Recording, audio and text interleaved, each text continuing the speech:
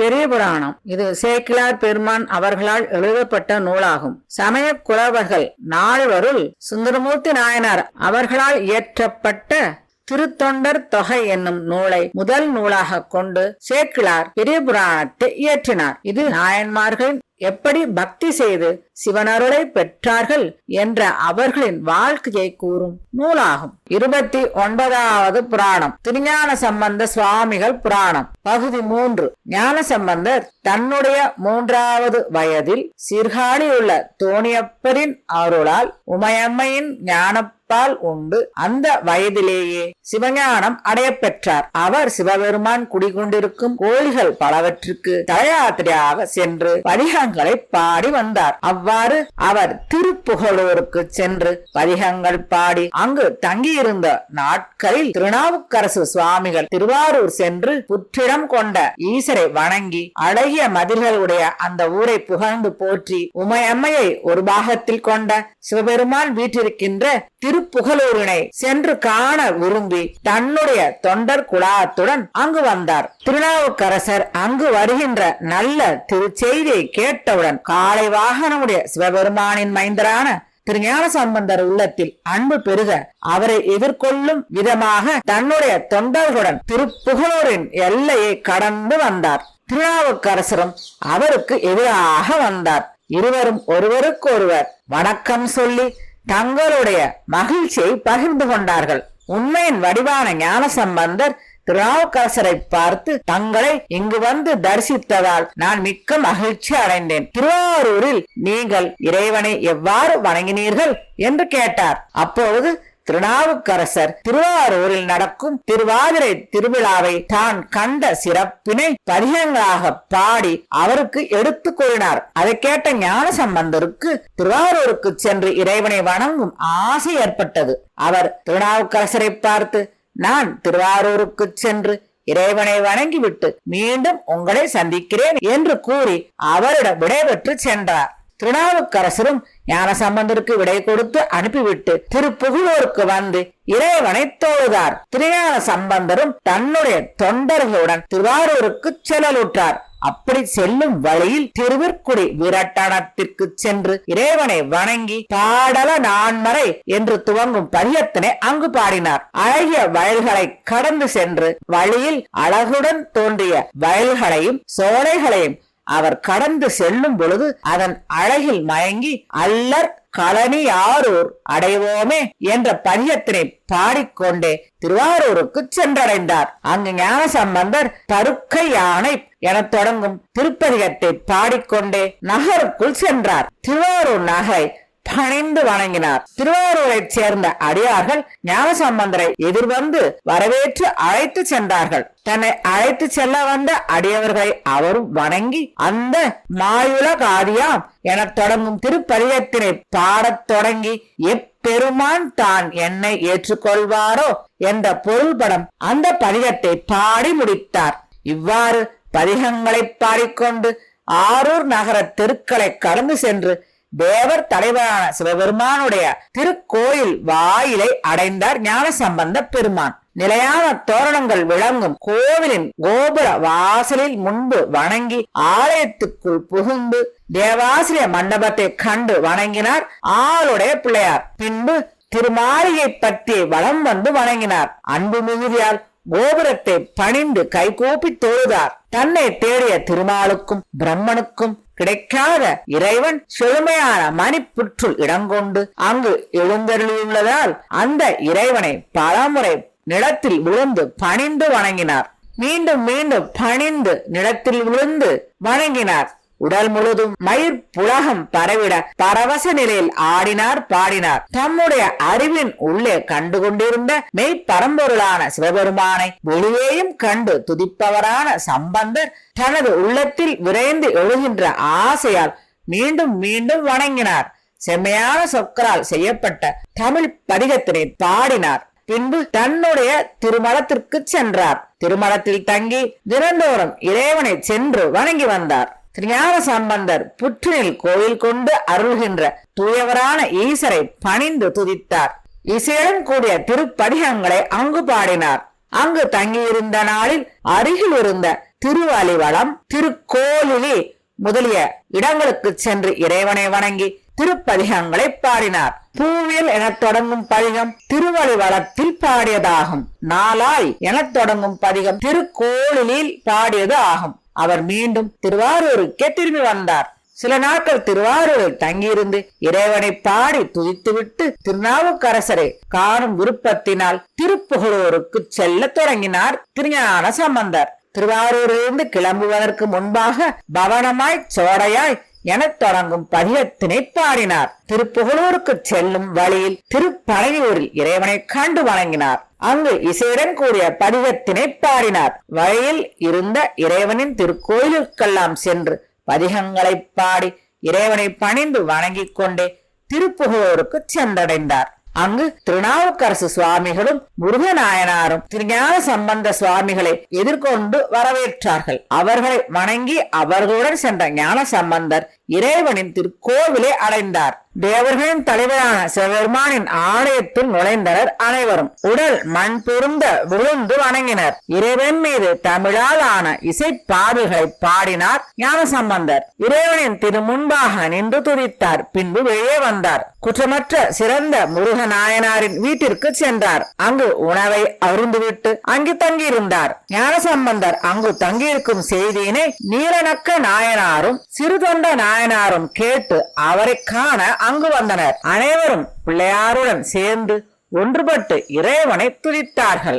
அங்கு வணங்குகின்ற கொள்கையின் குறிப்பினை உள்ளடக்கி குறி கலந்திசை என துவங்கும் திருப்பதிகத்தை பாடினார் ஞான சம்பந்தர். திருநாவுக்கரசரும் ஞான சம்பந்தரும் ஏனைய திருத்தலங்களுக்கு சென்று வழிபட புறப்பட்டார்கள்.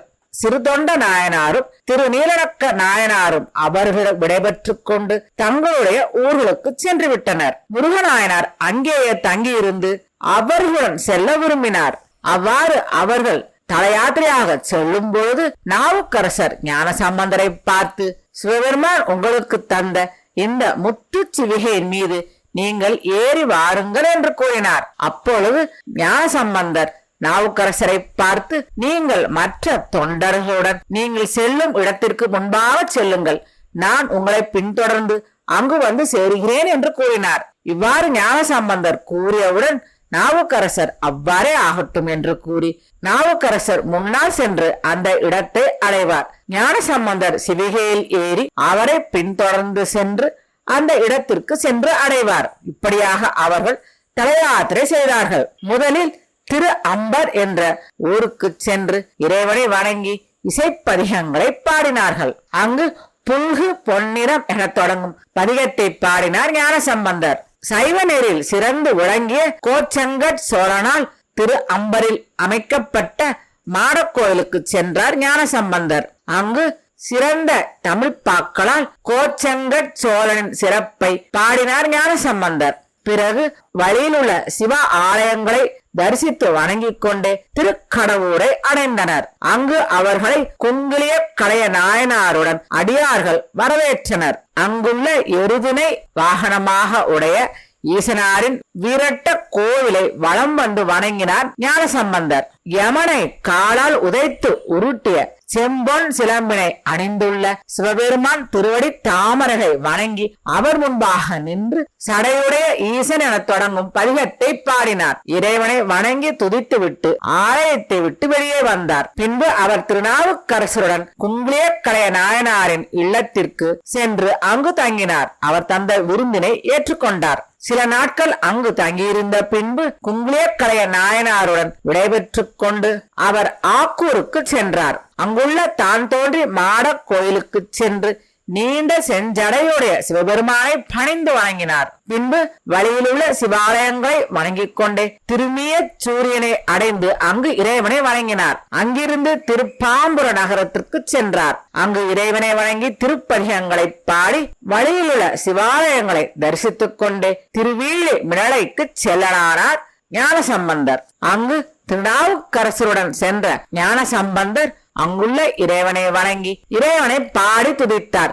அவர் திருப்பாம்பரத்தில் பாடிய பதிகம் சீரணி என்று தொடங்கும் பதிகமாகும். இவ்வாறு திருஞான சம்பந்தர் திருவீழி மிளலையில் தங்கியிருந்த பொழுது அங்கிருந்த அந்தணர்கள் அவரை கண்டு வணங்கி அவரை துதித்தார்கள். ஞானசம்பந்தர் அங்கு அப்போது அறையார் விரிகோவண ஆடை என தொடங்கும் பதிகத்தை பாடினார். திருநாவுக்கரசரும் ஞானசம்பந்தருடன் அங்கு தங்கியிருந்தார். மேலும் அங்கு அவர் சடையார் புனலுடையான் என துவங்கும் பதிகத்தை பாடினார். அங்கு கோபுரத்துக்கு வடபகுதியில் இருந்த திருமடத்தில் திருநாவுக்கரசுடன் அவர் தங்கியிருந்தார். தினமும் இறைவனை சென்று வழிபட்டார். இருவரும் அங்கிருந்து திருப்பேணு பெருந்துறையையும் திரளைப்பதி மதிமுத்தினையும் சென்று அங்குள்ள இறைவனை வணங்கி மீண்டும் திருவேலி மிளலைக்கு வந்தார்கள். அவர் திருவேலி மிளலையில் தங்கியிருந்த போது சீர்காழியில் இருந்த அந்தணர்கள் ஞானசம்பந்தரை பார்ப்பதற்காக அங்கு வந்து அவரை தரிசித்தார்கள். அவர்கள் ஞானசம்பந்தரை பார்த்து சீர்காழிக்கு வர வேண்டும் என்று வேண்டினார்கள். அப்போது ஞானசம்பந்தர் அவர்களை பார்த்து, மிகவும் நன்று, திருத்தோணியப்பரை நாம் வணங்க இன்று கழித்து நாளை திருவேலி மிளலை இறைவர் அருள் பெற்ற பிறகு போகலாம் என்று கூறினார். இந்த நிலையில் திருத்தோணி இறைவர் தாமே மேகம் போன்ற வண்ணமுடைய சம்பந்தருடைய கனவில் வந்து, சீர்காழியில் நாம் எப்படி இருக்கின்றோமோ அந்த தரிசனத்தை இங்கு திருவேலி மிளலையில் உள்ள விமானத்தில் உன்னை தரிசிக்கும்படி செய்வேன் என்று கூறினார். மறுநாள் திருவேலி மிளலையில் உள்ள ஆலயத்தினுள் சென்று இறைவனை அவர் தரிசிக்கும் பொழுது சீர்காழியில் இறைவன் எப்படி இருப்பாரோ அதே போல் இங்கு இறைவன் இருப்பதை அவர் கண்டார். அதை அவர் பதிகத்தில் பாடினார். மைமறு பூங்குழல் என தொடங்கும் பதிகத்தை அங்கு அவர் பாடினார். திருத்தோணிபுரத்தில் பெரியனாகிய அம்மையாருடன் இருக்கின்ற திருக்கோலத்துடன் இங்கு திருவேலி மிளலையில் விண்ணில் இருக்கின்ற விமானத்தில் காட்சி தந்த அருள் சிறப்பு என்ன சிறப்பு என்ற பொருளுடன் அவர் அந்த பாடலை பாடினார். அதை அவரை காண வந்த அந்தணர்களுக்கும் உணர்த்தி நீங்கள் சீர்காழிக்கு செல்லுங்கள் என்று அவர்களுக்கு விடை கொடுத்து அனுப்பினார். சில நாட்கள் அவர் திருநாவுக்கரசருடன் திருவேலி மிளலையில் தங்கியிருந்தார். அந்த சமயத்தில் பருவமழை பெய்யவில்லை.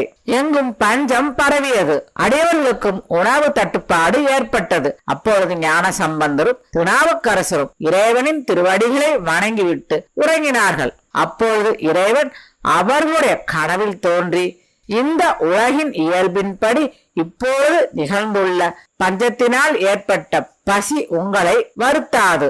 ஆனாலும் உங்களுடன் உள்ள அடியவர்களின் வருத்தம் நீங்கிட தினமும் ஒவ்வொரு பொன் காசினை ஆலயத்தின் கிழக்கிலும் மேற்கிலும் உள்ள அழகிய பலி பீடங்களில் நான் உங்களுக்கு அளிக்கின்றேன். அளவில்லாத புகழ் கொண்டவர்களே, இந்த பஞ்சகாலம் நீங்கினால் பொற்காசு அளிப்பது நிறுத்தப்படும் என்று கூறினார். உறக்கம் கலைந்த ஞானசம்பந்தரும் இறைவனின் அருளை நினைத்து வியப்புற்றார். மறுநாள் திருநாவுக்கரசருடன் கோயிலுக்கு சென்று இறைவனை வலம் வந்து வணங்கி பலிபீடத்திற்கு சென்று பார்க்கும் பொழுது அங்கு பொற்காசு இருப்பதை கண்டார்கள். மிகுந்த பக்தியுடன் வணங்கி அந்த பொற்காசனை பிள்ளையார் எடுத்து இறைவனை கை குவித்து வணங்கினார். அனைவரும் உணவு உண்ண வாருங்கள் என்ற செய்தி எங்கும் பறை அடைந்து கூறப்பட்டது. அங்கு வரும் அனைவருக்கும் உணவு அளிக்கப்பட்டது. இப்படி உணவு சமைத்து அடியவர்களுக்கு உணவு கொடுத்து கொண்டிருக்கும் காலத்தில் திருநாவுக்கரசரின் மடத்தில்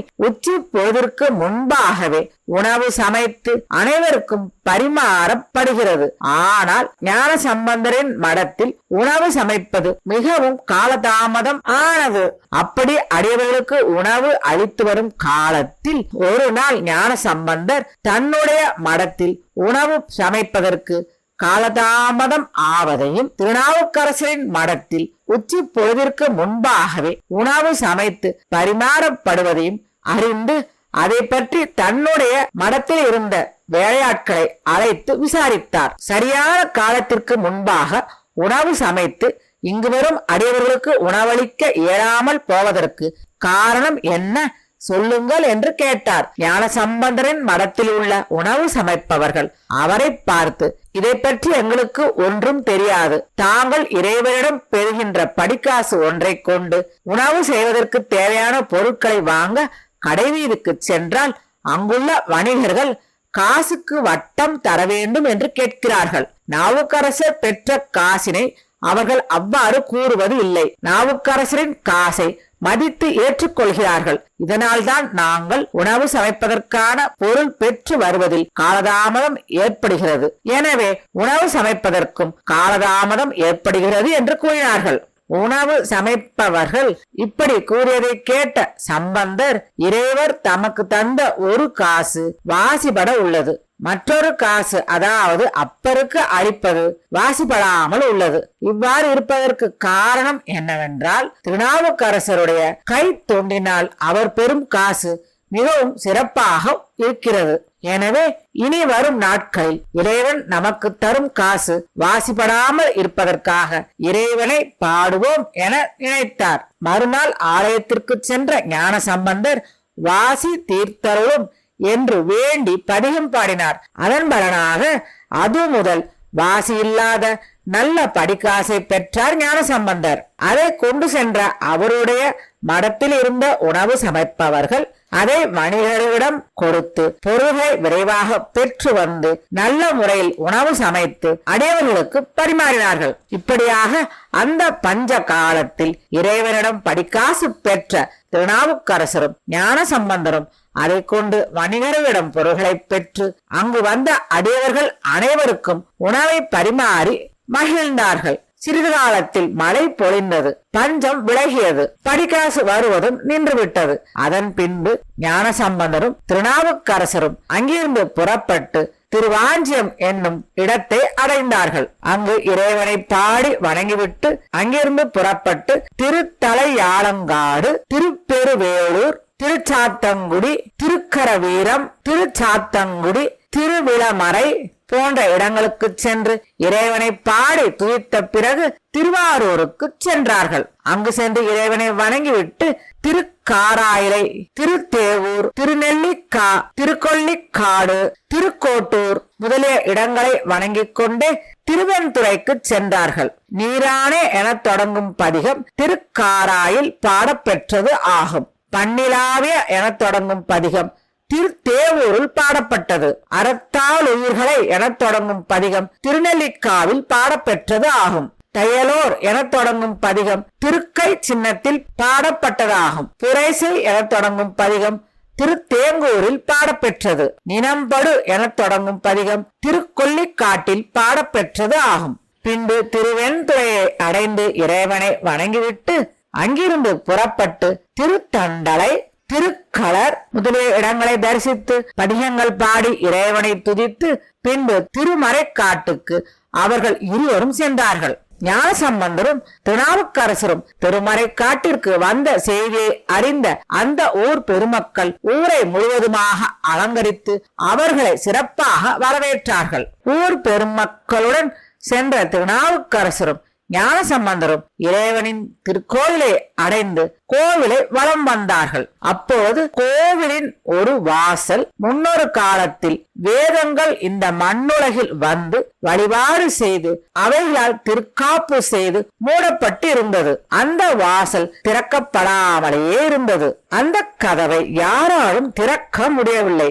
எனவே அந்த கதவிற்கு அருகில் வேறொரு வாசல் செய்யப்பட்டு அதன் மூலமாகவே அனைவரும் சென்று இறைவனை வழிபட்டு வந்தார்கள்.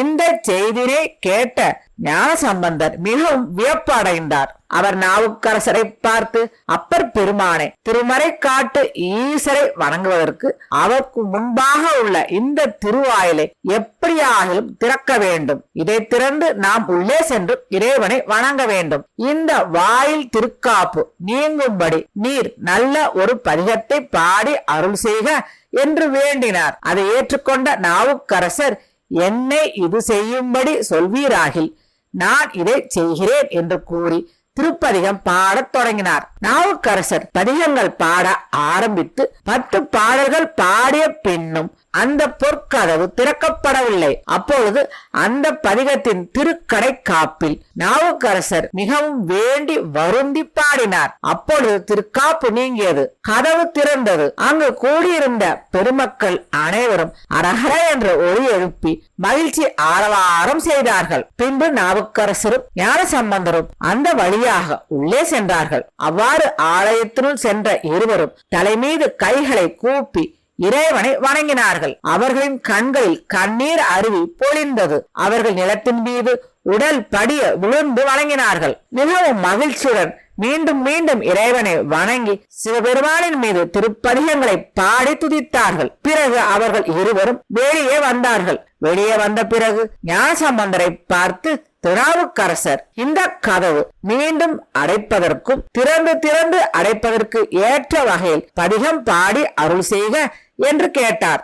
அதை கேட்டவுடன் ஞானசம்பந்தரும் இறைவன் மீது பதிகங்களை பாடினார். சதுரம் மறை என துவங்கும் இனிய தமிழ் பதிகத்தை அவர் பாடத் தொடங்கினார். முதல் பாடலை பாடத் தொடங்கியதுமே அந்த கதவுகள் மூடிக்கொண்டன. அதை கண்ட சிவனடியார்கள் ஆரவாரம் செய்து மகிழ்ந்தார்கள். அது முதல் அந்த கதவுகளை திறப்பதற்கும் மூடுவதற்கும் முடிந்தது. மக்கள் அனைவரும் அந்த கதவின் வழியாக சென்று இறைவனை தரிசிக்க ஆரம்பித்தார்கள். ஞானசம்பந்தர் அந்த பதிகத்தில் 10 பாடல்களை முழுமையாக பாடி முடித்தார். இவ்வாறு அந்த கதவுகளை நாள்தோறும் திறக்கவும் மூடவும் முடியுமாறு செய்த அந்த இறை மக்களை அனைவரும் போற்றி துதித்தனர். பின்பு அவர்கள் மடத்திற்கு சென்று அங்கு தங்கினார்கள். அன்று இரவு திருநாவுக்கரசர் உறங்கும் பொழுது திருநாவுக்கரசரின் கனவில் சைவ அடியார் போல் வேடம் பூண்டு இறைவன் வந்து, திருவாய்மூர் என்னும் திருப்பதியில் நாம் இருக்கிறோம், என்னை தொடர்ந்து வா என்று கூறி முன்னே நடந்து சென்றார். திருநாவுக்கரசரும் அப்போதே எழுந்து அவரை பின்தொடர்ந்தார். இவ்வாறாக நாவுக்கரசர் திருவாய்மூர் சென்று சேர்ந்தார். அந்த சமயத்தில் ஞானசம்பந்தர் அப்பரை காணாமல் தனக்கு அருகில் இருந்தவர்களிடம் அப்பர் எங்கு சென்றார் என்று கேட்டார். அவர்கள் அப்பர் திருவாய்மூர் தலத்திற்கு சென்றுள்ளார் என்று கூறினார்கள். நாவுக்கரசர் ஏன் திருவாய்மூருக்கு சென்றார் என்று வியப்புற்ற ஞானசம்பந்தர் அவரை காண்பதற்காக தானும் புறப்பட்டு திருவாய்மூருக்கு சென்றார். அவ்வாறு செல்லும் போது சிவபெருமான் அவருக்கு உமை அம்மையுடன் கூடிய திருநடன கோலத்தினை காட்சி கொடுத்து அருளினார். ஞானசம்பந்தரும் அந்த திருக்காட்சியினை கண்டு மகிழ்ந்து தளரிட வளரும் என்னும் திருப்பதிகத்தினை பாடி வணங்கி திருநாவுக்கரசரோடு இணைந்து திருவாய்மூர் சென்று அங்கு எழுந்தருளிய இறைவனை துதித்து வணங்கினார். இருவரும் அந்த ஊரில் சில நாட்கள் தங்கி இருந்தார்கள். பிறகு அவர்கள் திரும்பி திருமறைக்காட்டிற்கு வந்தார்கள். சம்பந்தரும் நாவுக்கரசரும் திருமறைக்காட்டில் தங்கியிருந்த பொழுது பாண்டியனின் ஆட்சிக்குட்பட்ட தென்பாண்டி நாட்டில் சமண சமயம் எங்கும் பரவி இருந்தது. பாண்டிய மன்னனும் சமண சமயத்தை சார்ந்திருந்தான்.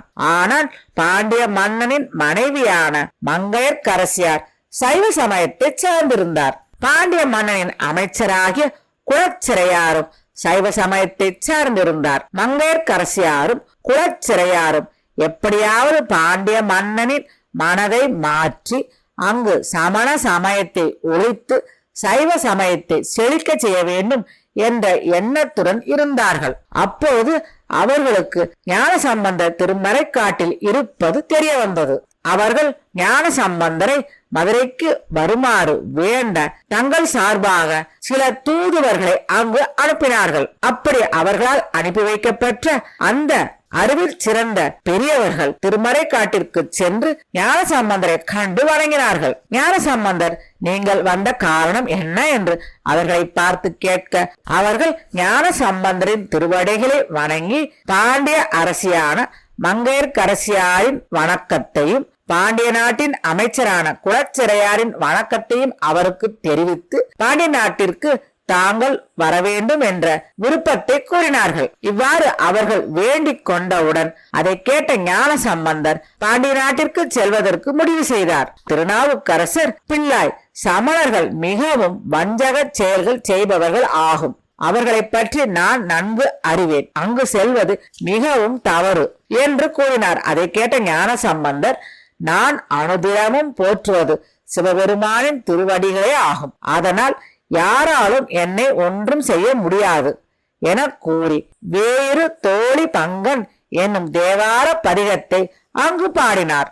இவ்வாறு ஞானசம்பந்தர் கோளறு பதிகத்தை பாடியதை கேட்ட திருநாவுக்கரசர் பாண்டிய நாட்டிற்கு அவர் செல்வதற்கு சம்மதித்தார். தானும் உடன் வருவதற்காக புறப்பட்டார். ஆனால் அதை அறிந்த ஞானசம்பந்தர், நீங்கள் இங்கு சோழ வளநாட்டில் இருந்து இங்குள்ள திருத்தலங்களை தரிசித்து இறைவனுக்கு தொண்டு செய்து வாருங்கள், நான் தனியாகவே அங்கு செல்கிறேன் என்று கூறினார். அதை கேட்ட திருநாவுக்கரசர் அதற்கு சம்மதித்தார். அதன் பிறகு ஞானசம்பந்தர் இறைவனின் கோவிலுக்கு சென்று இறைவனை பணிந்து அவருடைய சம்மதத்தை பெற்றுக்கொண்டு பாண்டிய நாட்டுக்கு புறப்பட்டார்.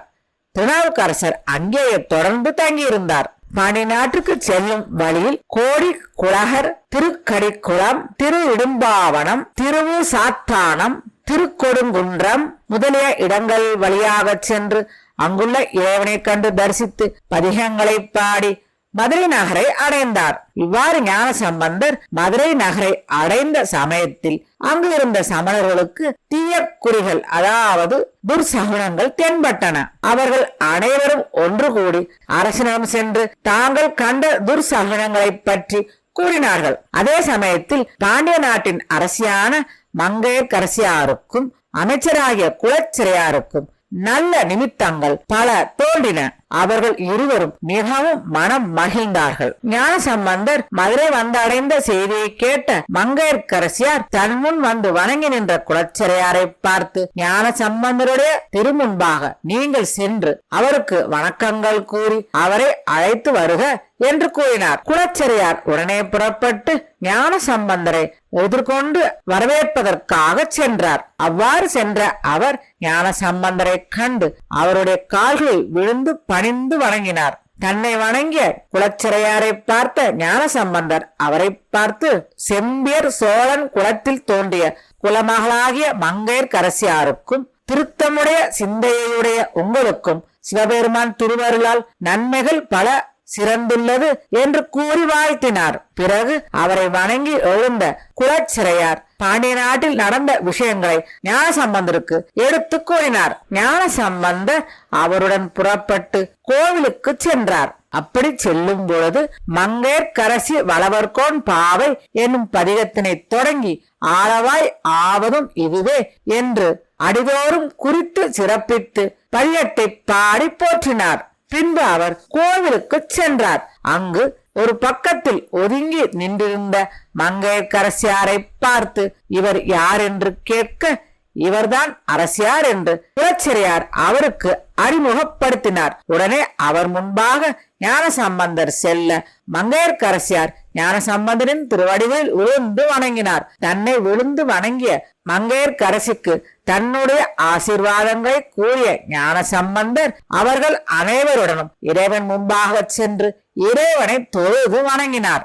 இறைவன் மீது பதிகங்களை பாடி துதித்து வணங்கிய பின் அவர் திருக்கோயிலை விட்டு வெளிவந்து அவருக்காக ஏற்பாடு செய்யப்பட்ட மடத்திற்கு சென்று தங்கினார். அந்த மடத்தில் பாண்டிமாதேவியாரும் குலச்சிறையாரும் அளித்த வரவேற்பினை ஏற்றுக்கொண்டு அங்கு தங்கியிருந்தார். ஞானசம்பந்தர் மதுரைக்கு வந்ததை அறிந்த சமணர்கள் அனைவரும் அரசனிடம் ஓடினார்கள்.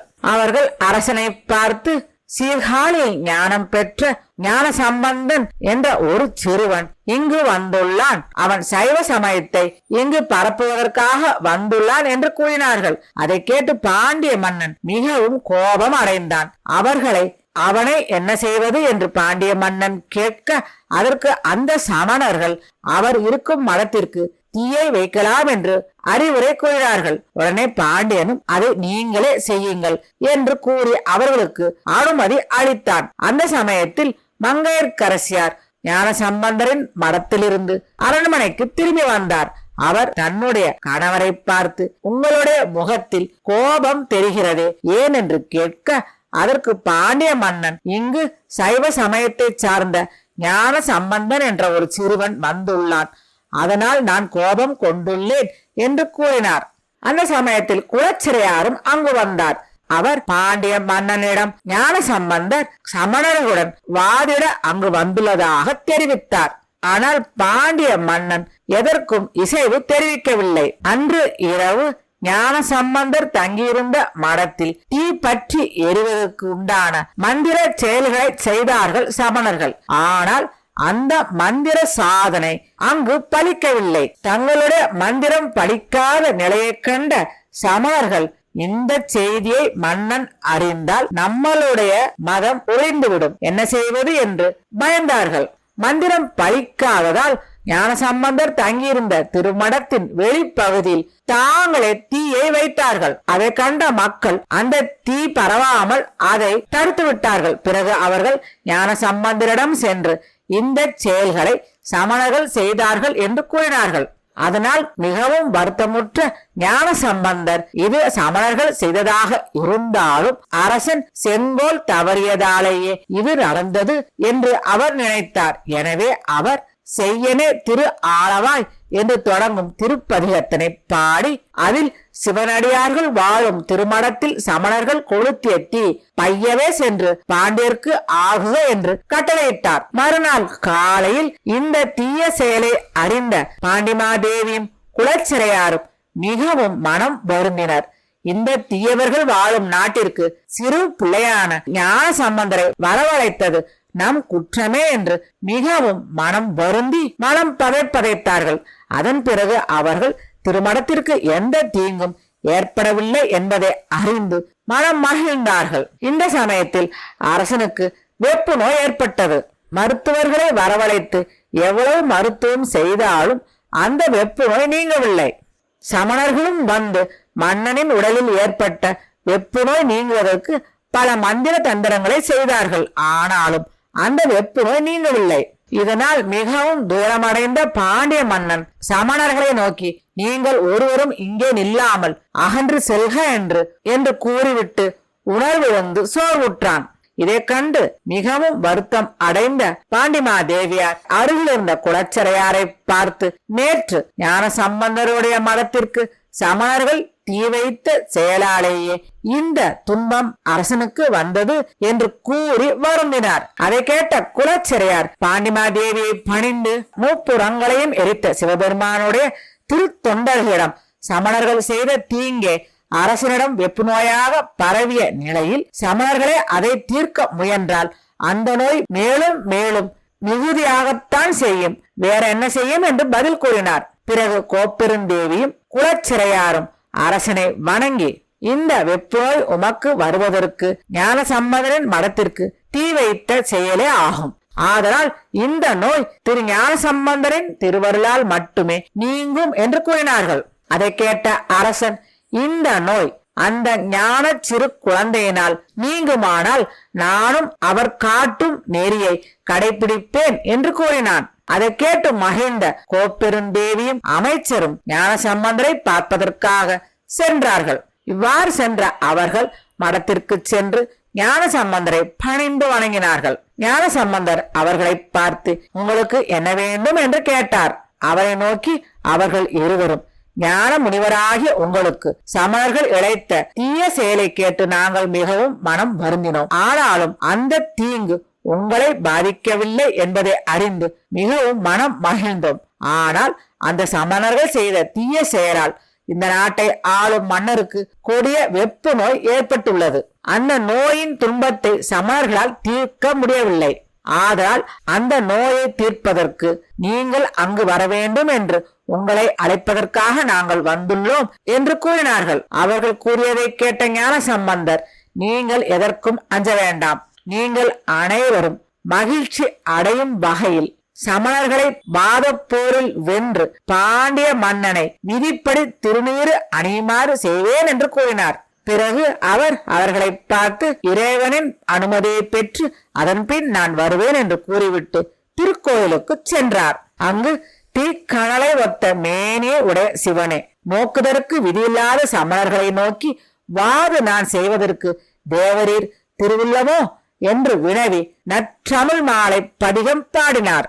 காட்டில் நட்டம் பயின்றாடும் நாதனை காட்டுமா உரி என தொடங்கும் திருப்பதிகத்தால் மானமில்லாத சமணர்களை வாதில் வென்று அழிப்பதற்காக இறைவனின் திருவுள்ளத்தை வேண்டி பாடி அவரின் திருவுள்ள குறிப்பையும் அறிந்தார். மேலும் தொடர்ந்து வேத வேள்வியை என தொடங்கும் திருப்பதிகத்தையும் பாடினார். ஆழகால விஷத்தினை அமுதமாக உண்டு அமரர்களுக்கு வாழ்வளித்தவரும் மார்க்கண்டேயருக்காக காலனை காலால் உதைத்தவருமான நான் மறைகள் போற்றும் சீலம் பொருந்திய சிவனே, ஞானம் முழுவதும் நின் புகழே மிக வேண்டும் எனும் என் கருத்தை ஆளவாயில் உரையும் சிவபெருமானே முற்றுவிக்க வேண்டும் என்று அவரிடம் விண்ணப்பித்தார். பின்பு ஆளவாய் பெருமானுடைய திருவருள் விடை பெற்று மகிழ்ச்சியுடன் திருநீற்று தொண்டர் குலாம் புடைசூழ ஆலயத்தின் முன்பாக வந்தார். பின்பு அவர் முத்து சிவிகையில் ஏறி கோப்பெரும் தேவியான மங்கையர்க்கரசியார் சிவகேன் மீதேறி அவருக்கு பின்வரவும் அமைச்சர் குலச்சிறையாரும் அடியார் திருக்கூட்டமும் அவருக்கு முன்பாக செல்ல அவர் மதுரை மாநகரில் அரண்மனையை நோக்கி சென்றார். ஞானசம்பந்தரின் வருகை அரசனுக்கு தெரிவிக்கப்பட்டது. பாண்டிய மன்னன் தன்னுடைய தலைமாட்டின் பக்கத்தில் பொன்னால் ஆகிய ஒரு பீடத்தை அவருக்காக ஏற்பாடு செய்யுமாறு ஆணையிட்டான். அப்போது மன்னனின் அருகில் இருந்த சமணர்கள், ஞானசம்பந்தரும் இங்கு வரட்டும், நாங்களும் இங்கு இருக்கிறோம், இருவரும் சேர்ந்து உங்களுடைய வெப்பு நோய் தீர்ப்பதற்கு முயற்சி செய்கிறோம். நீங்கள் வெப்பு நோய் நீங்கிய பிறகு நாங்கள் இருவரும் சேர்ந்து வெப்பு நோயை நீக்கினோம் என்று கூற வேண்டும் என்று அவரிடம் கூறினார்கள். ஆனால் பாண்டிய மன்னன் இதற்கு சம்மதிக்கவில்லை. நீங்கள் தனித்தனியாக என்னுடைய நோயை தீர்க்க முயற்சி செய்யுங்கள் என்று கூறிவிட்டான். இதனால் சமணர்கள் மிகவும் வருத்தம் அடைந்தார்கள். நாம் இத்தோடு ஒழிந்தோம் என்று அவர்கள் மனதில் நடுக்கம் கொண்டார்கள். ஞானசம்பந்தரை குலச்சிறையார் அரசிடம் அழைத்து வந்தார். ஞானசம்பந்தரை கண்டவுடன் தன்னுடைய வெப்பு நோய் சிறிது குறைந்ததை அரசன் உணர்ந்தான். அவரை வணங்கி தன்னுடைய தலைமாட்டில் அமைக்கப்பட்டிருந்த பொன்னால் ஆகிய பீடத்தில் அவரை அமருமாறு வேண்டிக் கொண்டான். இதை கண்ட சமணர்கள் மிகவும் அச்சம் கொண்டனர். பிறகு அரசன் ஞானசம்பந்தரை நோக்கி தாங்கள் பிறந்த இடம் எது என்று கேட்டான். அதை கேட்ட ஞானசம்பந்த பிள்ளையார் பிரமனூர் வேணுபுரம் எனும் பதிகத்தை தொடங்கி கழுமலம் நாம் கருதுமூர் என்று முடித்து பொன்னி வளநாட்டில் பழனம் சூழ் பதியான சீர்காழியின் 12 திருப்பெயர்களையும் அதில் அருளி செய்தார். அந்த இடத்தில் சமணர்களுக்கும் ஞானசம்பந்தருக்கும் வாதப்போர் நடந்தது. சமணர்கள் சமண சமய நூல்களில் கண்ட பொருள்களையெல்லாம் தலையசைத்து உறக்க கூறினார்கள். ஞானசம்பந்தர் அவர்களுடன் வாதப்போர் புரிந்தார். அப்பொழுது அதை கண்ட மங்கையர்க்கரசியார் இந்த சிறு குழந்தையை இந்த சமணர்கள் அனைவரும் சூழ்ந்து துன்பப்படுத்துகிறார்கள் என்று நினைத்து வருந்தினார். அவர் தன்னுடைய கணவனாகிய பாண்டிய மன்னனை பார்த்து, ஞானசம்பந்தர் மிகவும் எளியவரான சிறுவர் ஆகும், ஆனால் சமணர்களோ மிகவும் அதிகமானவர்களாக இருக்கிறார்கள். ஆனால் உமது நோய் முழுமையாக தீர்வதற்கு ஞானசம்பந்தரே அருள் செய்வார். உமது நோய் நீங்கிய பிறகு இந்த சமணர்கள் அவருடன் வாதம் செய்யட்டும் என்று கூறினார். அதை கேட்ட பாண்டிய மன்னன் மங்கையர்க்கரசியாரை பார்த்து, நீ வருந்த வேண்டாம் என்று கூறிவிட்டு சமணர்களை நோக்கி, வெறுமனே வாது செய்வதில் என்ன இருக்கிறது? நீங்களும் கங்கையை அணிந்த சிவனின் அன்பருமான இவரும் என்னுடைய வெப்பு நோயை நீக்க முயற்சிப்பீர்களாக என்று கூறினார். ஞான அமுதத்தினை உண்டு சிறந்த ஞானசம்பந்தர் தன்னுடைய இளமையான தோற்றத்தை கண்டு அச்சமுற்ற மங்கையர்க்கரசியாரை பார்த்து, மானினேர் ஒளி மாதரா என்னும் பதிகத்தை பாடி எனக்காக அஞ்ச வேண்டாம். நிலையில்லாத கொள்கையுடைய சமணர்களுக்கு நான் சிறுவன் அல்ல என்று கூறினார். அவர் கூறியதை கேட்ட பாண்டிய மன்னன் ஞானசம்பந்தரையும் சமணர்களையும் நோக்கி, இன்று எனக்கு ஏற்பட்ட வெப்பு நோயை உங்கள் இருவரில் யார் முற்றும் தீர்ப்பவர்களோ அவர்களை வாதத்தில் வென்றவர்கள் ஆவீர்கள் என்று கூறினார். உடனே சமணர்கள், நாங்கள் உங்களுடைய இடப்பக்கத்தில் தோன்றியுள்ள வெப்பு நோயை தெய்வ முயற்சியினால் முதலில் மந்திரம் செய்து தீர்க்கின்றோம் என்று கூறினார்கள். அவ்வாறு கூறிய சமணர்கள் அரசனுடைய உடலின் இடப்பக்கத்து நோயினை தீர்ப்பதற்காக மயிர்பீலி கட்டையினை தங்கள் கையில் எடுத்து அரசனின் உடலின் இடப்பக்கத்தில் நின்று மந்திரத்தை கூறி தடவினார்கள். அந்த நிலையில் வெப்பு நோயானது மேலும் மேலும் அதிகரித்து துன்பம் செய்தது. அதனால் துன்பத்தை தாங்க முடியாத பாண்டிய மன்னன் ஞானசம்பந்தரை நோக்கினான். மன்னனுடைய குறிப்பினை உணர்ந்த ஞானசம்பந்தர் பாண்டிய மன்னனுடைய உடலின் வலப்புறத்தில் உள்ள வெப்பு நோயை தீர்ப்பதற்கு மந்திரமும் மருந்துமாகி இருப்பது திருநீரே ஆகும் என்ற கருத்தினை கொண்ட மந்திரமாவது நீரு என்று தொடங்கும் திருப்பதிகத்தினை பாடி திருநீற்றினை எடுத்து தன்னுடைய திரு கையினாலேயே பாண்டிய மன்னனின் வலப்பக்கத்தில் தடவினார். உடனேயே பாண்டிய மன்னனுடைய வெப்பு நோய் அவனின் வலப்பக்கத்திலிருந்து முற்றிலுமாக நீங்கியது. இடப்பக்கத்தில் இருந்த நோயோ மிகவும் அவனை வருத்தியது. பாண்டிய மன்னனின் வலப்பக்கத்தில் குளிர்ச்சியும் இடப்பக்கத்தில் வெப்பமுமாக திகழ்ந்தது. உடனே அவன் சமண முனிவர்களை பார்த்து, சமண முனிவர்களே, நீங்கள் தோற்றுவிட்டீர்கள், ஆதலால் என்னை விட்டு நீங்கி செல்லுங்கள் என்று கூறி ஞானசம்பந்தரை வணங்கினான். பாண்டிய மன்னன் ஞானசம்பந்தரை நோக்கி, வெப்பு நோய் என் உடலை விட்டு முழுவதுமாக நீங்குவதற்கு அருள் செய்வீராக என்று தொழுது வணங்கினான். உடனே ஞானசம்பந்தர் திருநீற்றை தன்னுடைய திருக்கரத்தில் எடுத்து இறைவனை வணங்கி பாண்டியனின் இடப்புறத்திலும் அதை தடவினார். உடனே பாண்டிய மன்னனுக்கு இருந்த வெப்பு நோய் முழுவதுமாக அவனை விட்டு நீங்கியது. பாண்டிய மன்னனும் அரசியாரும் குலச்சிறையாரும் ஞானசம்பந்தரின் திருவடிகளை வணங்கினார்கள். இதை கண்ட சமணர்கள் இனி ஞானசம்பந்தரை எப்படி ஒழிப்பது என்று தங்களுக்குள் கலந்து ஆலோசித்தார்கள். அதை உணர்ந்த ஞானசம்பந்தரும் சமணர்களை நோக்கி, உங்கள் சமய நூலின் வாய்மை நெறிகளை நீங்கள் எடுத்து கூறுங்கள் என்று கூறினார். அதற்கு சமணர்கள், இனி தர்க்கம் பேசி வெல்ல வேண்டியது இல்லை. நம் இருவருடைய சமயங்களின் உண்மை தன்மையினை இங்குள்ள அனைவரும் தங்கள் கண்களால் கண்டு உணரும் வண்ணம் காட்டி வெல்வோம் என்று கூறினார்கள். அப்படி கூறிய சமணர்களை பார்த்த மன்னன், எனது உடலில் இருந்த வெப்பு நோயை உங்களால் தீர்க்க முடியவில்லை, இனிமேல் வாது செய்ய என்ன உள்ளது என்று கூறினான். அதை கேட்ட சமணர்கள் ஞானசம்பந்தரை பார்த்து, நீங்கள் எங்களை பார்த்து வாது செய்யலாம் என்று கேட்டீர்கள், அதற்கு நாங்கள் உடன்படுகின்றோம். நாம் இருவரும் அவரவர் சமய கருத்துக்களை ஏடுகளில் எழுதி தீயில் இடுவோம். தீயினால் அழியப்படாத ஏடுகளை வெற்றி பெற்றது என்று நாம் முடிவு செய்வோம் என்று கூறினார்கள்.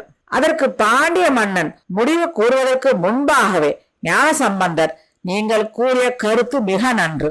நாம் இருவரும் அவரவர் சமய கருத்தினை எழுதி தீயில் இடுவோம். தீயிலிட்ட ஏடுகளில் தீயில் வேகப்பெறாத ஏட்டின் கருத்து உண்மை என்று ஏற்றுக்கொள்வோம். இதற்கு நீங்கள் சம்மதிக்கிறீர்களா? மன்னனின் முன்பாக நாம் இதை செய்வோம் என்று கூறினார். மன்னனும் அதற்குண்டான ஏற்பாடுகளை செய்ய சொன்னான். அதற்குண்டான ஏற்பாடுகள் நடந்தது. ஞானசம்பந்தர் செம்மையான கண்களையுடைய காளை வாகனத்தினரான சிவபெருமானே பரம்பொருள் என்று தொழுதவாறு தமிழ் திருமுறை சுவடினை எடுத்து அதனை தன்னுடைய தலைவரை உயர்த்தி திருக்காப்பிட்டிருந்த கயிற்றை அவிழ்த்தார். அந்த திருமுறை சுவடியில் அவர் ஒரு சுவடியை எடுத்த பொழுது திருநள்ளாற்றில் அவர் பாடிய போகமார்த்த பூன்முளையால் என்னும் திருப்பதிகம் உள்ள சுவடி அவருடைய கைக்கு வந்தது. கவுனேர் பெருமானாகிய ஞானசம்பந்தரும் திருநள்ளாற்றில் உரையும் சிவபெருமானை வணங்கி அந்த பதிகம் அமைந்த ஏடுகளை தனியே எடுத்து உளம் மிக மகிழ்ந்து தன்னுடைய கைகளில் வைத்துக் கொண்டார். பிறகு அவர், என்னை ஆளும் சிவபெருமான் திருநாமமே எப்பொழுதும் நிலைபெற்று திகழும் மெய்ப்பொருளாகும் என்னும் உண்மையினை உலக மக்கள் அனைவரும் காண பெரும் வண்ணம் இவை தீயில் இடம்பெறினும் இவற்றுக்கு ஒரு பழுதும் ஏற்படாது என்று பொருள்படும் தளிரிழ வளரொளி என்னும் பதிகத்தை பாடினார். பிறகு அவர் சபையிலிருந்த அனைவரும் பார்க்குமாறு தன்னுடைய கரங்களில் இருந்த ஏடுகளை தீயில் இட்டார். தீயில் இடப்பட்ட அந்த ஏடு வேகாமல் பச்சையாகவே இருந்தது. அந்த சமயத்தில் சமணர்களும் தங்களுடைய சமய கொள்கைகள் இடம்பெற்ற ஏடுகளை தீயிலிட்டார்கள். அந்த ஏடு உடனே தீப்பற்றி எரிந்து அழிந்து போனது. ஆனால் ஞானசம்பந்தர் தீயில் போட்ட அந்த ஏடுகள் பசுமையாகவே இருந்தது. ஒரு நாளிகை ஆன பொழுதும் அந்த ஏடு அழியவில்லை. ஞானசம்பந்தர் அந்த ஏட்டை தீயிலிருந்து எடுத்து அனைவருக்கும் காட்டினார்.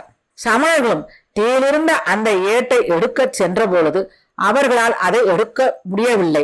உடனே மன்னன் தீயை தண்ணீர் விட்டு அணைக்க செய்தான். பிறகு அவர்கள் தாங்கள் இட்ட ஏட்டை தேடினார்கள். ஆனால் அது தீயில் கருகி சாம்பலாயிருந்தது. பாண்டிய மன்னன், உங்களால் வெப்பு நோயையும் தீர்க்க முடியவில்லை, தீயிலிட்ட ஏடும் தீய்ந்து கருகிவிட்டது, இனி நீங்கள் என்ன செய்ய நினைக்கிறீர்கள் என்று கேட்டான். அதை கேட்ட சமணர்கள், முன்பு 2 முறை வாது செய்தோம், இன்னும் 1 முறை வாது செய்ய வேண்டும் என்று கேட்டார்கள். மன்னன் அதற்கு சம்மதிக்கவில்லை. ஆனால் ஞானசம்பந்தர் அதற்கு சம்மதித்தார். உடனே சமணர்கள், நாம் இருவரும் அவரவர் சமயங்களின் கொள்கைகளை ஏடுகளில் எழுதி அதை வைகை ஆற்றில் இடுவோம். அந்த ஏடுகளில் நீரோட்டத்துடன் ஓடி செல்லாமல் நீரோட்டத்தை எதிர்த்து நிற்கும் ஏடுகளே மெய்ப்பொருளை உடையதாகும் என்று முடிவு செய்யலாம் என்று கூறினார்கள். அதை கேட்ட ஞானசம்பந்தர், நல்லது, அவ்வாறே செய்யலாம் என்று சம்மதித்தார். அப்பொழுது அமைச்சர் குலச்சரியார் அருகில் வந்து, இந்த வாதில் தோற்றால் என்ன முடிவை நீங்கள் எடுப்பீர்கள், அதை இப்பொழுதே கூறுங்கள் என்று கேட்டார். அதற்கு சமணர்கள், நாங்கள் இந்த வாதத்திலும் தோற்றுவிட்டால் இந்த பாண்டிய மன்னனே எங்களை கழுவில் ஏற்றட்டும் என்று கூறினார்கள். பிறகு அனைவரும் வைகை ஆற்றின் கரைக்கு வந்தார்கள். வெப்பு நோய் நீங்க பெற்று வந்த மன்னனை கண்ட மக்கள் மிகவும் மகிழ்ச்சி அடைந்தார்கள். அனைவரும் அங்கு வந்து குழுமிய பிறகு சமணர்கள் தங்களுடைய சமய மேற்கோளான அத்தி நாத்தி என்ற தொடரினை எழுதி பெருகி விரைந்தோடும் ஆற்று நீரில் அதை போட்டார்கள். அந்த ஏறு ஆற்றின் வழியாகவே சென்றது. அதை பின்தொடர்ந்து சென்ற சமணர்களால் அந்த ஏட்டை காண முடியவில்லை. அவர்கள் தோல்வியுற்று திரும்பினார்கள். ஆனால் தங்களுடைய தோல்வியை ஒப்புக்கொள்ளாமல் மன்னனிடம் வந்து ஞானசம்பந்தரும் அவருடைய ஏடுகளை தண்ணீரில் விடட்டும், அதன் பிறகு முடிவு செய்யலாம் என்று கூறினார்கள். அரசனும் ஞானசம்பந்தரை பார்க்க ஞானசம்பந்தர் பாசுரங்களை பாடத் தொடங்கினார். ஞானசம்பந்தர் அரசன் சமண மதத்தின் பொய்யான கொள்கையையும் சைவ சமயத்தின் உயர்ந்த கொள்கையையும் உணர்ந்து கொள்ளும் வகையில் பாடத் தொடங்கினார். அந்தணர் தேவர் ஆண் இனங்கள் வாழ்க என்று பாடத் தொடங்கினார். அதாவது அந்தணர்களும் தேவர்களும் பசு கூட்டங்களும் வாழ்க என்று கூறிய இந்த பாடலின் உண்மை பொருள் என்னவென்றால், உலகமும் உலக உயிர்களும் துன்பம் நீங்கி இன்புறும் பொருட்டு சந்த நயத்துடன் கூறிய மந்திரங்களை கொண்ட சிவ வேள்விகள் மற்றும் சிவபெருமானுக்கு சொல்லப்பட்ட அர்ச்சனைகளும் ஏனைய வழிபாடுகளும் என்றும் நடைபெற்று வாழட்டும் என்று கூறி வாழ்த்தியதாகும். சிறந்த வேள்வியின் பயன் என்னவென்றால், மழை வளம் தவறாமல் பொழிவதாகும். நாள்தோறும் காலம் தவறாமல் இறைவனுக்கு உண்டான அர்ச்சனைகள் நடப்பதற்கு உண்டான ஏற்பாடுகளை செய்வதால் அந்த சிறந்த அரசன் இந்த உலகை நல்ல முறையில் ஆட்சி செய்யட்டும் என்ற குறிப்பினால் மன்னன் ஆதலின் அவன் ஓங்குக என்று வாழ்த்தினார். அந்த பாடலில் ஆழ்க தீயது என்று கூறியது வேத ஆகமங்களுக்கு புறம்பாக உள்ள நெறிகள் அனைத்தும் வலிமையற்று அழிந்து போகட்டும் என்பது ஆகும். மேலும் அரண் நாமமே சூழ்க என்று அந்த பாடலில் ஞானசம்பந்தர் அருளி செய்த காரணம், பழங்காலம் முதல் இந்த உயிர்கள் எல்லாம் நல்ல வாழ்வினை பெறுவதற்குண்டான வழிகளை தரும் மந்திரமான திருவைந்தெழுத்தான நமசிவாய என்ற மந்திரத்தை கூறும் செயல் வளரட்டும் என்று அர்த்தமாகும். மேலும் இந்த பாடலில் வையகமும் துயர் தீர்க்கவே என்று ஞானசம்பந்தர் வழங்கிய அருளாசியின் கருத்து என்னவென்றால், இம்மையிலும் மறுமையிலும் நின்று நிலைத்து வாழும் இந்த உலக உயிர்கள் துன்பம் நீங்கி இன்பத்தை அடையட்டும் என்பதாகும். மேலும் அவர் பாசுரங்களை தொடர்ந்து பாடுகிறார். அந்த பாசுரங்களில் அரிய காட்சியை உடையவர் என்று கூறுகிறார். அதாவது ஆதியும் அந்தமும் இல்லாத பரம்பொருளை யாரும் அறிய முடியாது. ஆனாலும் பக்குவமுடைய திருத்தொண்டர்கள் அதை காணலாம் என்பதற்கு உரிய சிறந்த அடையாளங்களை அதில் எடுத்து கூறுகிறார். மேலும் அவர் அந்த பாசுரங்களில் முதல்வராகிய சிவபெருமானை சில அடையாளங்கள் மூலமாக நாம் காண முடியும். ஆனாலும் அந்த காட்சியினுள்ளே அடக்க முடியாத பெருமையினை உடையவராகும் என்று சுட்டிக்காட்டுகிறார். மேலும் ஐம்பூதங்களும் அண்டங்கள் பலவும் உயிர்களும் மற்றும் உள்ள அனைத்தும் இறைவன் திருவடியில் உள்ளவையே என்று கூறுகிறார். மேலும் அவர் அந்த பாடலில் சிவபெருமான் பெற்றி இணையை யாரே அறியவல்லார் என்று கூறுகிறார். அதாவது யாவருடைய உணர்வினாலும் சென்று எட்டுவதற்கு இயலாத உயரிய நிலைமையில் உள்ளவர் சிவன் என்று அவர் கூறுகிறார். மேலும் வெந்த சாம்பல் விரையன பூசியே எனத் தொடங்கும் திருப்பாசுரத்தின் 3வது திருப்பாட்டில் தமது அழிவற்ற பொருளாகிய சிவ ஒளி அல்லாத ஏனைய ஒளிப்பொருள்கள் எல்லாம் படைத்தல் காலத்தில் தோன்றி அழிதல் காலத்தில் அழிந்து ஒளிய அந்த சாம்பலாகிய திருவெண்ணீற்றை சந்தனமாக தன் மீது பூசி வெண்மையாக காட்சி அளிக்கும் சிவபெருமானின் அழகினை சிறப்பித்து கூறுகிறார். அந்த திருப்பாட்டின் 2ஆம் அடியில் சிவன் தனக்கென்று தந்தையும் தாயும் இலர் என்று குறித்து கூறுகிறார். அதன் கருத்து என்னவென்றால், தமது ஒளி அல்லாத ஏனைய ஒளிப்பொருள்கள் அனைத்தையும் அழித்த பின் தமக்குள்ளே அவற்றை ஒடுக்கி அதன் பின் படைத்தல் காலத்தில் மீண்டும் அதை உருவாக்குவதை குறித்து கூறுகிறார். தம்மையே சிந்தியா எழுவார் வினை தீர்ப்பாரால் என்ற பாசுர பாடலில் எங்கும் பறந்து உண்மையாக விளங்கும் ஒளி பொருளான இறைவன் நம்மில் நிறைந்து நம்முடைய பிறப்பு இறப்பு என்னும் தொடர்ச்சிக்கு காரணமாகிய கர்ம இருளை இந்த பிறவிலேயே நீக்கி அருள்வான் என்பதாகும். மேலும் அவர் எந்தையார் அவர் எவ்வகையார் கொள் என்னும் பதிக பாடலின் இறுதி அடியில் வேறு எந்த பொருளை பற்றி கூறுவதாக இருந்தாலும் அதை சொல்வதற்கு நம்மிடம் சொற்களும் மொழிகளும் உள்ளன. ஆனால் பிறப்பிறப்பற்ற சிவபெருமானை எந்த மொழிகளாலும் கூற முடியாது என்று கூறுகிறார். ஆட்பாளவர்க்கு அருளும் திறம் என்னும் திருப்பாடல் தொடர் வாயிலாக தன்னை வணங்கும் அடியவர்களுக்கு சிவன் எவ்வாறு அருள் புரிகிறார் என்பதை கூறுகிறார். மேலும் அவர் சொல்லில் அடங்காது விரிவடைந்து ஆராய்ச்சியின் எல்லை கடந்து நிற்பவன் சிவனே என்று கூறுகிறார். மேலும் அவர் முதல்வனாகிய சிவபெருமான் திருவடிகளை அடைந்து நான் கூறிய உண்மைகளை கேட்கும் அடியவர்களுக்கு அவர்களை தொடர்ந்து வரும் முற்பிறவிகளின் கர்மங்கள் அனைத்தும் முடிவு பெற்றுவிடும் என்று கூறி அருளுகிறார். அதாவது முற்பிறவிகளில் செய்த பாவ புண்ணியங்களால் அவர்களை தொடர்ந்து வரும் கர்ம வினைகளும் பீடைகளும் பலவித துன்பங்களும் முடிவு பெற்றுவிடும் என்று கூறுகிறார். மேலும் அவர் ஏதுக்களாலும் எடுத்த மொழியாலும் மிக்கு சோதிக்க வேண்டாம் என்று கூறுகிறார். அதாவது சிவபெருமானுக்கு இணையாக வேறு ஒன்றை கூற இயலாது.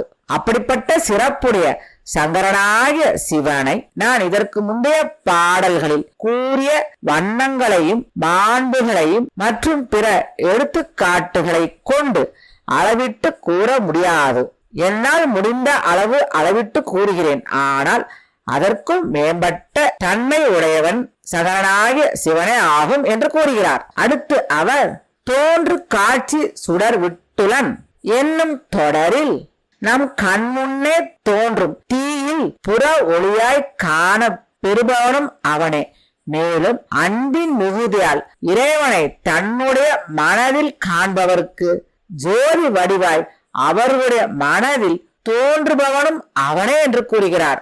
மேலும் அவர் தோன்று காட்சி சுடர் விட்டுலன் என்னும் தொடரில் எங்கும் நிறைந்து விளங்கும் ஒளியாய் காண பெறுபவன் அவனே. மேலும் அன்பின் மிகுதியால் தன்னுள்ளே முயற்சித்து காண்பவர்களுக்கு அவருடைய உள்ளத்தில் எழுகின்ற ஜோதி வடிவாக இருப்பவனும் அவனே என்று கூறுகிறார். அடுத்து அவர் மாதுக்க நீங்கள் உருவீர் மனம் பற்றி வாழ்மின் என்னும் பதிகத் தொடரின் வழியாக ஆதி மூலமாகிய சிவபரஞ்சுடரினை அன்புடன் ஞான குருவால் போதிக்கப்பட்ட திருவருள் வழியில் நின்று 5 எழுத்தால் மனதில் பூஜை செய்து நம் உள்ளே சென்று அவனை மனதில் கண்டு அதனால் சிவயோகத்தை பெறுவீர்களாக. அப்படி பெற்ற சிவயோகத்தில் நிலைத்து நின்று சிவஞான வாழ்க்கை வாழ்ந்து நம்மை தொடர்ந்து வரும் ஆணவ மலத்தை வென்று இந்த பிறவி சுழற்சியில் இருந்து நீங்குவீர்களாக என்று கூறுகிறார். அடுத்து அவர் சாதுக்கள் மிக்கீர் இறையே சார்மின்களே என்ற வரிகளின் வழியாக உங்களுடைய மனதில் இயற்கையாக எழுந்த இறை பக்தியின் வழியாக பாசங்களில் இருந்து நீங்கிய இறைவனுடைய பாத கமலங்களில் வந்து சேர்வீர்களாக என்று கூறுகிறார். அடுத்து அவர் ஆடும் எனவும் அரும் கூற்றம் உரைத்து வேதம் பாடும் என்னும் பதிகத்தின் வழியாக ஆடும் என்றதும் அரும் கூற்றம் உரைத்தது என்றதும் வேதம் பாடும் என்றதுமாகிய மூன்றும் நம்முடைய புகழுக்காக அல்ல, அவை எல்லாம் உயிர்களுக்கு உண்டான துன்பத்தை நீக்குவதற்காகவே என்று ஆராய்ந்து அறியும் உணர்வுடையவர்களே சிறந்தவர்கள் ஆகும். இவற்றை ஈசன் செய்தது உலகின் மேல் வைத்த பெரும் கருணையே ஆகும் என்று கூறுகிறார்.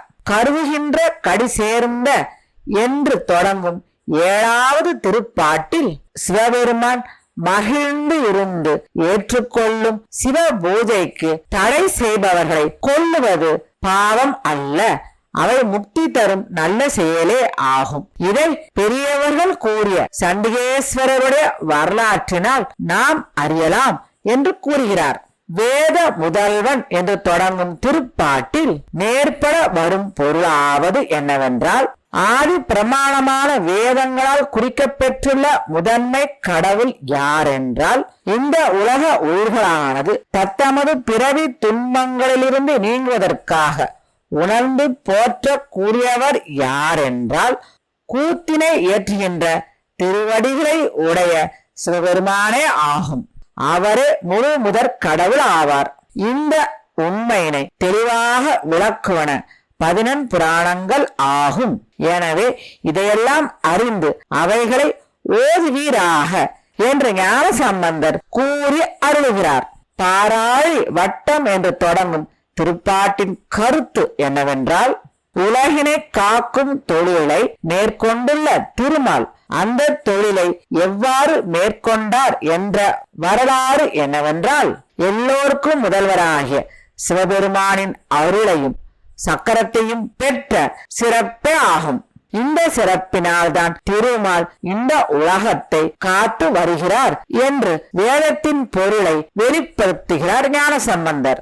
மாலா யவனும் என தொடங்கும் திருப்பாட்டில் திருமாலும் வேதங்களில் சிறந்த பிரம்மனும் அவர்களுடன் இருக்கும் தேவர்களும் மற்ற யாராலும் அருந்த முடியாத விஷத்தை சிவபெருமான் தாமே உண்டு அவர்கள் இறக்காத வண்ணம் காத்து அருளிய வெற்றி சிறப்பை சிறப்பித்து கூறுகிறார் ஞானசம்பந்தர். அற்றன்றி என தொடங்கும் திருப்பாடலில் நான்மாட கூடல் என்னும் மதுரை நகரில் 3 சங்கங்களை நிறுவி தமிழை வளர்த்த பாண்டிய மன்னன் சிறப்படையவும், தெரிந்த அறிவு பெறாத சமணர்கள் வாதத்தில் கூறிய எல்லையில்லாத முடிவினை காணும்படி தாமிட்ட ஏடு எதிர்த்து செல்லுமானால் அதனால் பெறப்படும் உறுதியான உண்மை பொருள் என்னவென்றால், அது ஈசனின் அன்பேயாகும் என்று சிவஞானப்பால் உண்டருளிய ஞானசம்பந்தர் கூறி அருளுகிறார். நல்லார்கள் சேர்ப்புகழி என்னும் திருப்பாசரத்தில் ஞானசம்பந்தர் பின்வருமாறு கூறுகிறார். அதாவது, இறைவனை முழுமையாக போற்றுவதற்கு முடியாது, ஆனால் சிறுவனாகிய நான் என்னுடைய சிற்றறிவில் தோன்றிய வகையில் இறைவனை போற்றி கூறியுள்ளேன். இறைவனுடைய திருவடிகளை என்னுடைய அறிவுக்கு ஏற்றவாறு நான் வணங்குகிறேன் என்று கூறுகிறார். அதாவது, மலர் சூழ்ந்த பொழில்கள் நிறைந்த சீர்காழில் தோன்றி ஆதியாகிய ஞான பொருளை திருவாய் மலர்ந்தருளும் திருவாக்கினை உடைய வல்லலாராகிய ஞான சம்பந்தர் உலக வழக்கமாக வேத நூல்கள் விதித்த ஒழுக்கமே ஒழுக்கம் என்பதையும், அழியாத வீடு பேரடைய சிவநெறியே உண்மை நெறி என்பதையும் துன்பத்தை தரும் இந்த சமணர்கள் அறியமாட்டார்கள். ஆனாலும் பலராலும் புகழப்படும் பாண்டிய மன்னன் மற்றும் அவனை சார்ந்த அனைவரும் உணரும் வகையில் நான் திருப்பாசுரங்களை பாடியுள்ளேன் என்று கூறி அதை ஏடுகளில் வரைந்து பெருகி வரும் வைகை ஆற்றில் தன்னுடைய திருக்கரங்களினால் போட்டார். இப்படியாக திருஞான சம்பந்தர் வைகையில் போட்ட அந்த ஏடுகளானது குற்றம் நிறைந்த பிறவியாகிய ஆற்றில் இறைவனின் மீது பக்தி கொண்ட மிகுந்த தவம் உடையவர்களுடைய மனம் எதிராக சென்று வீடு பேற்றை அடைவது போல வைகாற்றின் நீரை கிழித்து கொண்டு எதிராக சென்று இந்த உலக மக்களுக்கு இதுவே மெய்ப்பொருள் என்பதை காட்டி நின்றது. எம்பெருமானாகிய சிவபெருமானே முழு முதற் பொருளானவன் என்று சிவபெருமான் திருவருளால் எழுதப்பெற்ற அந்த பாசுரத்தில் வேந்தனும் ஓங்குக என்று ஞான சம்பந்தர் பாடி அருளினார். அதனால் அனபாய சோழனுடைய நிமிர்ந்து நிற்கும் செங்கோரை போல பாண்டியனுடைய கூணும் நிமிர்ந்தது. அதனால் அவன் நின்ற சீர் நெடுமாறன் என்ற பெயரை பெற்றான். திருப்பாசுரம் எழுதப்பெற்ற அந்த ஏடுகள் வைகை ஆற்றின் நீரை கிழித்துக் கொண்டு எதிர்பக்கம் செல்வதை கண்ட தேவர்களும் மற்றும் மக்கள் அனைவரும் வாழ்த்தி கோஷம் எழுப்பினர். சிறந்த யானையின் வலிமையினை உடைய பாண்டிய மன்னன் இந்த அற்புத காட்சியினை கண்டு மகிழ்ந்தான். சமணர்கள் அனைவரும் இதை கண்டு அச்சமுடன் மனம் பதைத்து தலை குனிந்து நின்றார்கள். வைகை ஆற்றின் எதிராக செல்லும் அந்த ஏட்டினை எடுப்பதற்காக அதை தொடர்ந்து கரையின் வழியாக குலச்சிறையார் குதிரையின் மீது ஏறி விரைவாக சென்றார். அதை கண்ட ஞான சம்பந்தர் அந்த ஏடு தொடர்ந்து மேலே செல்லாமல் ஓரிடத்தில் தங்குவதற்காக வன்னியும் மத்துமும் என்று தொடங்க பெறும் திருவேடக திருப்பதிகத்தினை பாடி அருளினார். அதனால் அந்த திருப்பாசுர ஏடானது திருவேடகம் என்னும் திருத்தல கோயிலின் பக்கத்தில் நிறைந்து ஓடுகின்ற வைகாற்றின் நடுவே தங்கி நின்றது. அதை குலச்சிறையார் மிகவும் மகிழ்ச்சி பொங்க எடுத்துக்கொண்டார். அதை எடுத்து தன்னுடைய தலையில் தாங்கி மிகவும் மகிழ்ச்சியாக ஞான சம்பந்தருக்கு அருகில் வந்தார். ஞான சம்பந்தரின் அருகில் வந்த குலச்சிறையார் ஞான சம்பந்தரின் திருவடிகளை வணங்கி அந்த பாச ஏட்டினை அனைவரும் காணும் வகையில் எடுத்து காட்டினார். திருத்தொண்டர்கள் அனைவரும் அரகர என்று ஒளி செய்து மகிழ்ந்தனர். மன்னனாக நின்ற சீர் நெடுமாறனும் தன்னுடைய அமைச்சரான குலச்சிறையாரை நோக்கி, வாதிலே தோற்ற இந்த சமணர்கள் இதற்கு முன்பு ஞான சம்பந்தருக்கு மிகவும் தீங்கு செய்துள்ளார்கள். எனவே அவர்களுக்கு கழுவில் ஏற்றுங்கள், இதுவே சரியான வழி என்று கூறினான். ஞான புங்கவராகிய சம்பந்தர் அரசன் கூறியதை கேட்டார். அவருக்கு சமணர்களிடத்தின் தனிப்பட்ட பகை உணர்வு இல்லை. இருந்தாலும் அந்த சமணர்கள் சிவ தொண்டர்கள் தங்கியிருந்த திருமடத்திற்கு தீட்டு துன்பம் செய்த செயலை நினைத்து இந்த தண்டனை இவர்களுக்கு பொருத்தமானதே என்று நினைத்து அரசனின் ஆணைக்கு தடை சொல்லாமல் அமைதியாக இருந்தார். அரசனின் ஆணை ஏற்ற குலச்சிறையார் மக்கள் அனைவரும் பார்க்கும் விதமாக 1000 சமண குருமார்களுக்கு ஏற்ற கழுமரங்களை நட்டு அதில் அவர்களை ஏற்றினார். வாதத்தில் தோற்ற சமணர்கள் இவ்வாறு கழுமரத்தில் ஏற்றப்பட்டு உயிரை விட்டனர். ஞான சம்பந்தரை பாண்டிய மன்னன் அடிபணிந்து அவர் கொடுத்த திருநீற்றை எடுத்து தன்னுடைய மேனி முழுவதும் பூசிக்கொண்டான். மன்னன் திருநீற்றனை பக்தியுடன் ஏற்று அணிந்து கொண்டதால் மதுரை வாழ் மக்கள் அனைவரும் தூய்மை மிக்க திருநீற்றை தாங்களும் அணிந்து மகிழ்ந்தனர். பாண்டிய நாட்டில் சைவ சமயம் சிறப்புற்று விளங்க தொடங்கியது.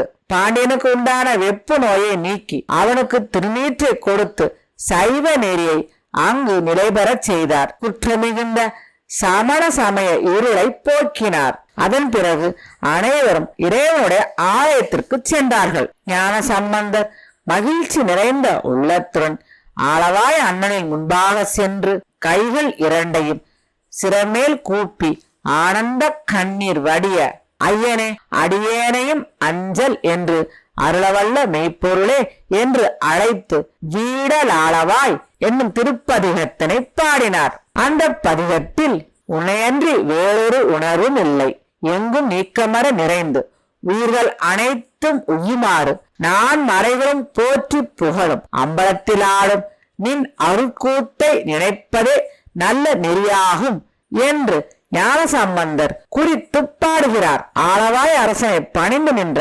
அரசனாகிய பாண்டவனும் ஆளவாய் நகரின் மன்னனாய் வீற்றிருந்தவளும் சிவபெருமானே, சமணர்கள் செய்த மாயத்தினால் மயக்கமடைந்த நான் மெய்ப்பொருளாகிய உன்னை அறிந்து உணராமல் பெற்ற வெப்பு நோயினை நீக்கி அருளி என்னை ஆட்கொள்ள வேண்டி ஞான சம்பந்த பிள்ளையாரை இங்கு வரவழைத்து அருளினாய் என்று சிவனடியை போற்றி நின்றான். பிறகு ஞான சம்பந்தர் தான் தங்கியிருந்த திருமடத்திற்கு வந்தார்.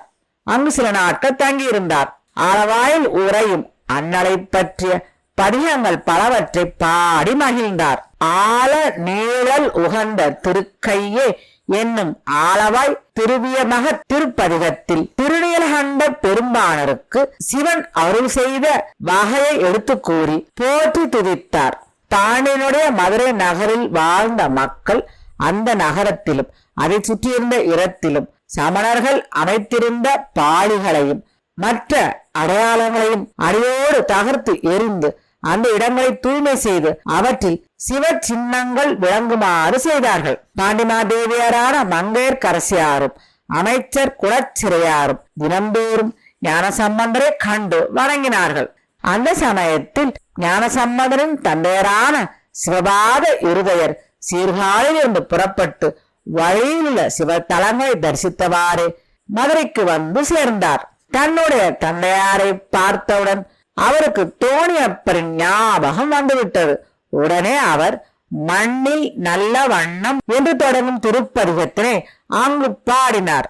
தந்தையாருடன் மடத்தில் தங்கியிருந்த ஞானசம்பந்தர் அருகிலுள்ள மற்ற சிவத்தலங்களுக்கு செல்வதற்காக புறப்பட்டார். பாண்டியனும் பாண்டிமாதேவியும் அமைச்சரும் ஞானசம்பந்தரன் உடனே வருவதற்கு விரும்பினார்கள். அதை கேட்ட ஞானசம்பந்தர், நீங்களும் என்னுடன் பாண்டிய நாட்டு இடங்களை வந்து பார்த்து வணங்கலாம் என்று அனுமதி அளித்தார்.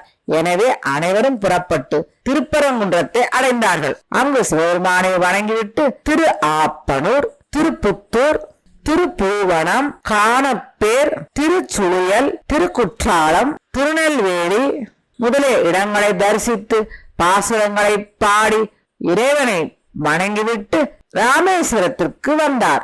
அங்கு சில நாட்கள் தங்கியிருந்து இறைவனை வணங்கி பாசுரங்களை பாடினார். அவ்வாறு ராமேஸ்வரத்தில் அவர் தங்கியிருந்த பொழுது ஈழநாட்டில் உள்ள திருவோணமலை மற்றும் மாதோட்டத்தில் திருக்கேதீச்சரம் முதலான இடங்களில் உள்ள இறைவனை அங்கிருந்தவாறு பாசுரங்களை பாடி வணங்கினார். இப்படியாக பாண்டிய நாட்டில் உள்ள திருத்தலங்கள் பலவற்றையும் வணங்கியபடி கடல் எல்லையில் உள்ள திருவாடானை என்னும் சிவதலங்களை தரிசித்து இறைவன் மீது பதிகங்களை பாடி வணங்கினார். தொண்டர்களும் அரசன், அரசனின் மனைவி, அமைச்சர் ஆகியோருடன் மணமேற்குடி என்னும் இடத்தை அடைந்து அங்குள்ள இறைவனின் மீது பாசுரங்களை பாடி வணங்கினார். பிறகு மன்னனுக்கும் அரசியார் பாண்டிமாதேவிக்கும் குலச்சிறையாருக்கும், நீங்கள் உங்களுடைய அரண்மனைக்கு திரும்புங்கள்.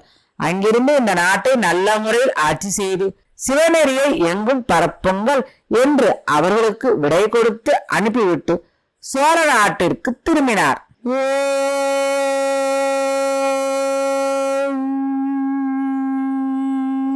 மூன்றாவது பகுதி நிறைவுற்றது. சர்வம் சிவார்ப்பணம்.